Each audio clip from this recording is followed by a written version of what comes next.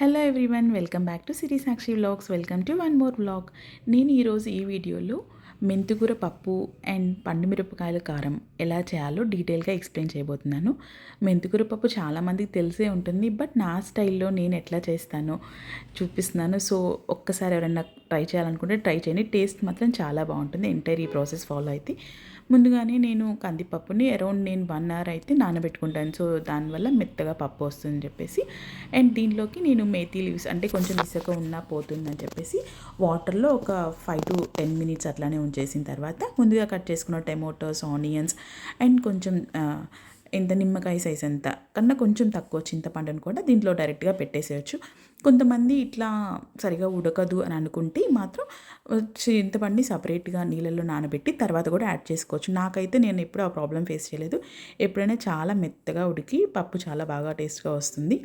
And నేనైతే మిర్చి add చేయలేదు, మిర్చి కూడా యాడ్ చేసుకోవచ్చు. ఎందుకంటే మా పాప కూడా ఇదే పప్పు పెడతాను కాబట్టి మళ్ళీ తనకి కారం అనిపిస్తుందని చెప్పేసి నేను లాస్ట్లో డైరెక్ట్గా ఉప్పు, కారం ఇట్లా యాడ్ చేసుకుంటాను. దీన్ని కొంచెం సేపు స్టవ్ ఆన్ చేసి మళ్ళీ కుక్ అయిన తర్వాత కూడా కొంచెం సేపు ఉప్పు, కారం కలిపిన తర్వాత ఒక 5 మినిట్స్ అనేది మళ్ళీ సిమ్లో పెట్టుకొని కుక్ అవ్వనివ్వాలి. ఇలా కుక్ చేయటం వల్ల ఏంటంటే మనకు ఉప్పు, కారం యాడ్ చేసుకుంటాం కదా, అవి కరెక్ట్గా మిక్స్ అవుతాయి. అండ్ ఎక్కడైనా పలుకులు ఉన్నా కూడా అవి మెత్తగా బాగా కుక్ అయిపోతాయి. అండ్ నేను అది కుక్ అవుతున్న లోపు నేను కరివేపాకు, కొత్తిమీర, చిన్నులపాయలతో పాటు పోపుకి కావాల్సిన తిరగమాత గింజలన్నీ ఇలా సైడ్కి పెట్టుకొని రెడీ చేసుకొని ఉన్నాను. అండ్ ఈ పప్పులోకి నేను వడియాలు బాగుంటాయి కదా అని చెప్పి అమ్మ ఆల్రెడీ యూఎస్ వెళ్ళే ముందే మాకు వడియాలు అవన్నీ ఊర్లో ఉన్నవన్నీ తెచ్చి నాకు ఇక్కడ ఎప్పుడన్నా వేయించుకుంటూ ఉండు, ఈవినింగ్ స్నాక్స్ అప్పుడు కూడా వర్క్లో బిజీగా ఉన్నప్పుడు పిల్లలకు వేయించి పెట్టని చెప్పేసి ఇక్కడ ఇచ్చి అయితే వెళ్ళింది. సో నేను ఉప్పు మిరపకాయలు అనేది సపరేట్ ప్యాన్లో వేయించాను. ఎందుకంటే సేమ్ ఆయిల్ మళ్ళీ మనం రీయూజ్ చేస్తాం కదా, పిల్లలకు పెట్టినప్పుడు కారం పొరపాటున ఏమన్నా మిరపకాయలు అలా ఇత్తనాలు చిందుతాయని చెప్పేసి నేను సపరేట్గా ఉప్పు మిరపకాయలు అయితే ఫ్రై చేసుకున్నాను. అండ్ ఇక్కడ నేను సగ్గుబియ్యం వడియాలు, బియ్యం వడియాలు అండ్ మినపప్పు వడియాలు కూడా సైడ్కి చేసుకొని పెట్టుకున్నాను. ఏంటి ఈరోజు ఇన్ని వెరైటీస్ చేస్తున్నాను అనుకుంటున్నారా?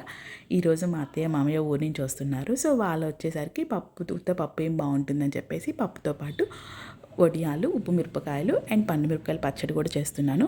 సో మీకు కూడా ఒకసారి నా ప్రాసెస్లో ఎలా చేస్తానో చూపిద్దామని చెప్పేసి ఈ వీడియో అయితే నేను షూట్ చేశాను. సో మీరు ఒకసారి నేను చెప్పిన ప్రాసెస్ మొత్తం ఫాలో అయ్యి ఒకసారి పప్పు ట్రై చేయండి. టేస్ట్ అయితే చాలా బాగా వస్తుంది. అండ్ ఇంగువ అయితే అస్సలు మిస్ అవ్వకండి. నేను ప్రతి పప్పులో అయినా పచ్చళ్ళలో అయినా ఇంగు కంపల్సరీ యాడ్ చేస్తాను. ఇంగు వేయటం వల్ల దాని ఫ్లేవర్ వల్ల చాలా టేస్టీగా కూడా ఉంటుంది పప్పు. అండ్ పప్పుతో పాటు నేను పండు మిరపకాయల కారం కూడా చేశాను. అండ్ వడియాలు, ఉప్పు మిరపకాయలు కూడా వేయించాను. ఏంటి ఇన్ని వెరైటీస్ చేశాను అనుకుంటున్నారా? ఈరోజు మా అత్తయ్య, మామయ్య ఊరి నుండి వస్తున్నారు. సో వాళ్ళకు కూడా పాపం ప్రయాణం చేసి వస్తున్నారు కదా అని చెప్పేసి వాళ్ళు వచ్చేలోపు ఇవన్నీ నేనైతే ప్రిపేర్ చేశాను. ఈ పండు మిరపకాయలు అనేది నా దగ్గర నిల్వ పచ్చడి అమ్మ ముందే నాకు తెచ్చి ఇంట్లో పెట్టి ఉంది. సో దాన్ని నాకు ఎప్పుడెప్పుడు కావాలంటే అప్పుడప్పుడు కొంచెం తీసి పక్కకు పెట్టుకొని ఇలా పోపు వేసుకుంటూ ఉంటాను.